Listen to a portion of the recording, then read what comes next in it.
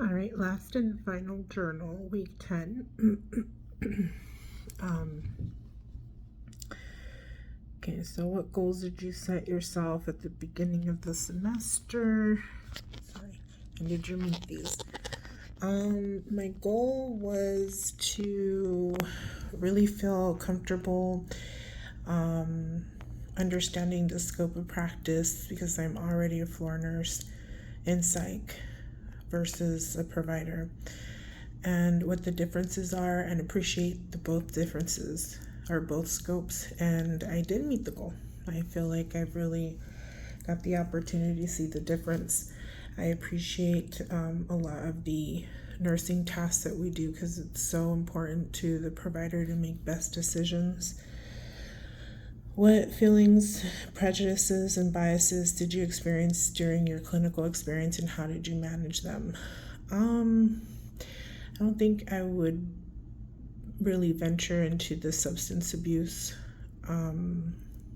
floor. I think it's not for me. I feel like that in itself is a choice. Even though I understand the dopamine pathways and I understand the addiction pathways, it just is not something that I feel I would really service that population. And so I learned to take a deep breath, refocus myself, go back to the pathophysiology of the disease, and know that that's what I'm seeing versus the behavior of what I'm seeing. How did you manage your anxiety, self-doubt, or uncertainty? Well, because I work already, I work nights and then I get off and I go do clinicals. I have an opportunity to know the patients, know the population when I'm dealing with meds, see them every day. The anxiety of, am I making the right choice, I think is the biggest part. Was the diagnosis something I would have done? And how did I still haven't gotten past it, but how did I try? Evidence-based practice, looking up journals, what is out there that's evidence-based, and if there was a different choice, what outweighs the benefits versus the risks. What understanding or insights did you develop during your clinical experience? The laws of petitioning a patient, court order treatments, revocations, voluntary court order treatments,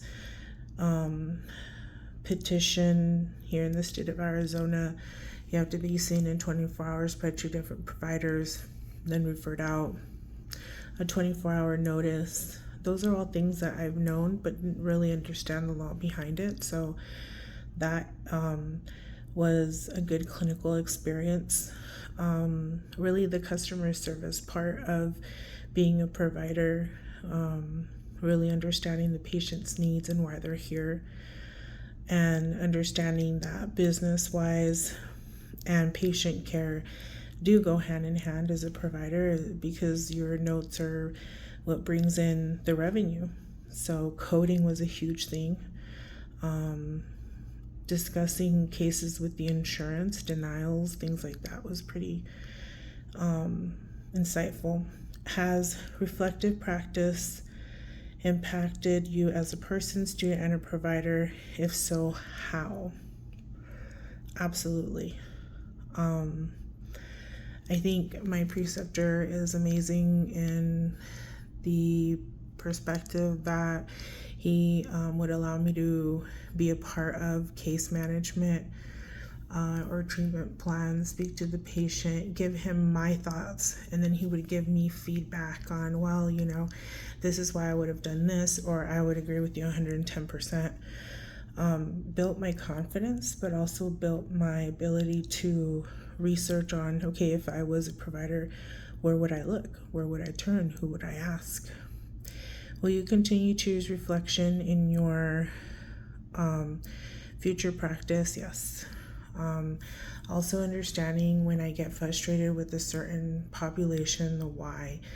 Is it because I don't understand the process of the disease? Is it because I have a bias to it? And how do I get over that? Absolutely. I think that will continue through all of my practice. I'll have moments where, I feel like I'm not engaging with the patient, or I'm needing more education on a certain disease, or the patients that are coming back or worse, and I have to take a step back and realize that I'm here for the patient. So absolutely, reflection is a huge part of who I want to be as a provider. Thank you for all of your patience. It's been an amazing class.